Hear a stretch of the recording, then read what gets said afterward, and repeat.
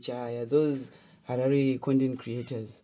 And I was like, oh, since I'm an actor, I have a big added advantage for this thing. So my G, how about we create such a character? We develop it. Since I'm an actor, I can do more than this, you feel? So we were like, okay, let's create a character. Let's say it's a crazy person. That's why we came first with. It's a crazy person. We didn't have a name. And then we had the first script for the crazy person. Okay. Then tomorrow on set, that's when the name came.